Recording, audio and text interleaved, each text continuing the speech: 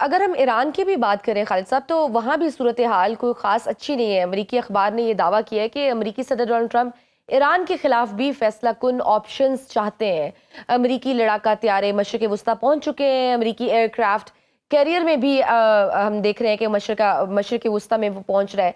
अगर ईरान पर बरह रास्त अमरीकी हमला होता है तो फिर पाकिस्तान इमीडिएटली और डायरेक्टली कैसे मुतासर होगा? मेरा ख्याल है पाकिस्तान, अगर ईरान के बाद कोई मुल्क मुतासर होगा तो वो पाकिस्तान है, सिवेरिटी के सेंस में, इसलिए कि हमारा नेबरहुड मुल्क है, नंबर वन।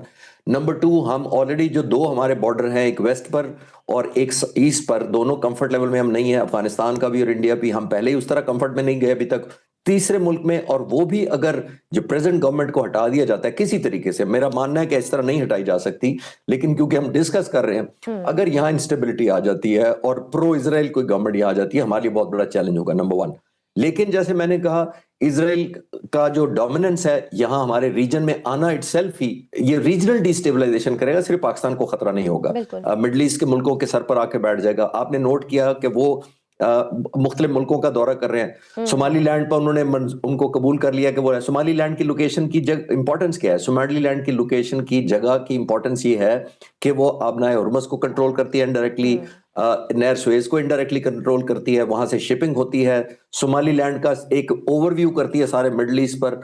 और ये मैं कहना ये चाह रहा हूं कि देखिए, इजराइल अपने फुट होल्ड चाहता है किसी तरीके से भी यहाँ आ जाए। ईरान में अगर आ गया तो जाहिर है पूरे खुत्ते के लिए और ज्यादा एक खतरनाक सूरत हाल हो जाएगी। लेकिन जैसे मैंने कहा, प्रेसिडेंट ट्रंप फिर कहते हैं कि हमारे जहाज लैंड कर गए हैं, वो कर गए हैं। जो मैंने थोड़ी देर पहले अर्ज किया था, वो the tool of uncertainty, unpredictability को क्वेश्चन के लिए यूज करते हैं, यानी आपका बाजू मरोड़ने के लिए कि अगर आपने ये ना किया तो हमारे तो जहाज तैयार खड़े हैं। वो विल टू फाइट खत्म करते हैं दूसरे मुल्कों की या दूसरी ओपोनेंट पार्टीज की। विल टू फाइट किसी जगह वो टैरिफ से खत्म कर रहे हैं, किसी जगह वो थ्रेट करके खत्म कर रहे हैं, और किसी जगह ग्रीनलैंड पर कह रहे हैं कि मुझे किसी चीज की परवाह नहीं है, अपने आप को सिर्फ मैं ही रोकता हूं। बिल्कुल सही। और दूसरा ये कि ईरान पाकिस्तान के लिए माशी, स्ट्रेटेजिक समेत हर लिहाज से बड़ा इंपॉर्टेंट है, खासतौर पर बलूचिस्तान बॉर्डर मामलात के हवाले से देखा जाए तो पाकिस्तान का अमन डायरेक्टली ईरान से जुड़ा है। अगर ईरान पर कोई भी ऐसी जारहियत होती है तो फिर पाकिस्तान आलमी सतह पर, और खुसूसन मैं अमेरिका के पर्सपेक्टिव से कह रही हूँ, कि उसके साथ इस मामले को फिर वो कैसे रिस्पॉन्स कर सकता है? ये देखिए, बड़ा चैलेंजिंग हमारा इट बी टाइट रोप जिसको कहते हैं ना, जिस पर चलना पाकिस्तान के लिए बड़ा क्रिटिकल होगा। एक तरफ हमारी बड़ी गुडविल है अमेरिकन प्रेसिडेंट की नजर में, अगर वो ये हमें कोर्स करें या प्रेशराइज करें कि आप ईरान पे मेरी साइड लें या मेरे जो अमल को है इसको इंडोर्स करें और सपोर्ट करें और इस पे ना शोर मचाएं, आई थिंक वो बड़ी डबल एज सोर्ड होगी इस तरफ। क्योंकि हमने अब तो अपनी नेशनल सिक्योरिटी देखनी है, हर मुल्क की अपनी नेशनल सिक्योरिटी होती है, अपनी नेशनल इंटरेस्ट होती है। हमारी नेशनल इंटरेस्ट है कि ये ईरान जैसा फ्रेंडली बॉर्डर है, ये वो मुल्क है जिसने हमें पाकिस्तान बनने के बाद सबसे पहले तस्लीम किया। हम उधर अनइजीनेस नहीं चाहेंगे। पहले ही 45-47 साल पहले जब से ये हुकूमत आई है, जाहिर है उनका कंट्रोल जरूर है, लेकिन पूरी दुनिया उनको डिस्टेबलाइज करने पे लगी हुई है पिछले 45-47 सालों से, लेकिन हम इसका हिस्सा भी नहीं बनना चाहिए। और जाहिर है ईरान के लिए वेनेजुएला वाला केस नहीं होना चाहिए। वेनेजुएला और इसमें ये सिमिलैरिटी सिर्फ इजराइल को नजर आ रही है। वो अमेरिकन प्रेसिडेंट को ये शय दे रहे हैं कि जिस तरह आपने वेनेजुएला पर ऑपरेशन किया, लीडरों को उठा कर ले गए, रातों रात सब कुछ किया, तो आप यहां भी वही जरा सा धक्का मारेंगे तो ईरानी गवर्नमेंट और लोग गिर जाएंगे। ऐसा नहीं होगा। ये 3-4 हजार साल पुरानी सिविलाइजेशन है, इसको इस तरह धक्का भी नहीं मारा जा सकता। और आखिरी बात इंपॉर्टेंट ये है कि यहाँ फुट ऑन ग्राउंड मेरा नहीं ख्याल अमेरिका कर सकेगा। वो बहुत कैजुअलिटीज होंगी, और वो कैजुअलिटीज शाय कंट्री है बिकॉज उनकी अकाउंटेबिलिटी ह्यूमन लाइफ की कहीं ज्यादा है as compare to third world countries. बिल्कुल सही। और सर, पाकिस्तान को ईरान से ज्यादा खतरा अफगानिस्तान की सरजमीन से भी है, जहां दुनिया भर के दहशतगर्द नेटवर्क्स जो हैं वो ऑपरेट कर रहे हैं। पाकिस्तान ने हालिया अरसे में बड़ी सफारती सतह पर कामयाबियां भी हासिल की हैं। क्या अब वक्त नहीं आ गया कि ग्लोबल कंसेंसस के जरिए अफगानिस्तान में दहशतगर्दी का सदेबाब किया जाए, इसको कंप्लीटली खत्म कर दिया जाए? एब्सोल्युटली।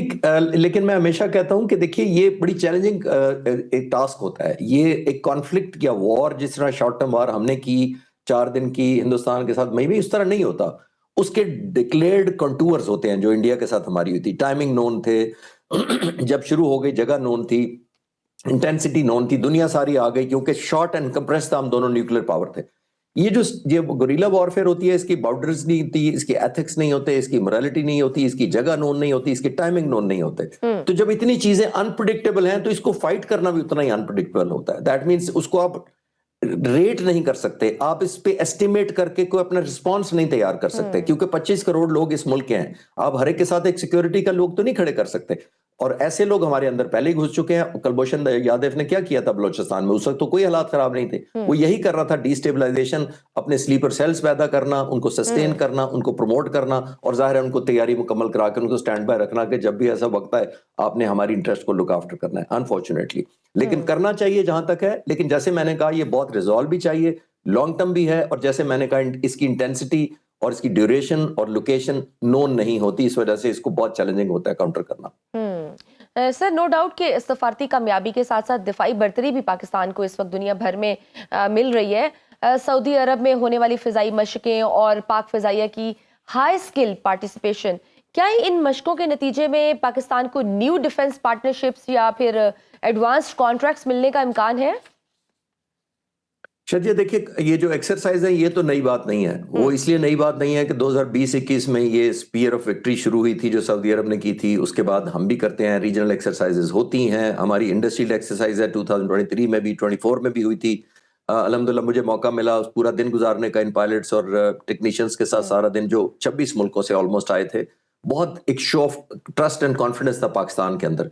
इसी तरह जो हमारे जहाज वहां गए हैं, ये बड़ी दिलचस्प बात ये है कि इसमें F-16 के मुकाबले में राफेल भी आएंगे, लेकिन राफेल इस दफा इंडियन पायलट्स नहीं उड़ाएंगे, फ्रांस के पायलट्स उड़ाएंगे। उनकी फ्रांस की एयर और एरोस्पेस जो फोर्स है वो अपने जहाज लेकर आ रही है, अमेरिका लेकर आ रहा है, इटली लेकर आ रहा है अपने जहाज, मिडल ईस्ट के लोग बहुत सारे GCC मुल्कों के हैं, कतर है, जॉर्डन है, इस तरह ओमन, ये बहुत सारे मुल्क हिस्सा ले रहे हैं। जो तो ये बहुत म्यूचुअल लर्निंग भी होती है, ट्रस्ट भी होता है, और खासतौर पर एक इंपॉर्टेंट बात आखिरी सवाल पे जवाब में ये है कि पाकिस्तान का अल्हम्दुलिल्लाह इस वक्त हमारे स्पेशली पायलट्स की बहुत धाक बैठी हुई है दुनिया पर। आपके साथ सिर्फ इंगेज नहीं करना चाहती दुनिया, आपसे लर्न करना चाहती है। और मैंने कई प्लेटफॉर्म पर पहले भी कहा कि हमारे पाक फिजाई के सरबराह से पिछले 3 महीनों में 15 एयरफोर्स चीफ्स मिले हैं आकर।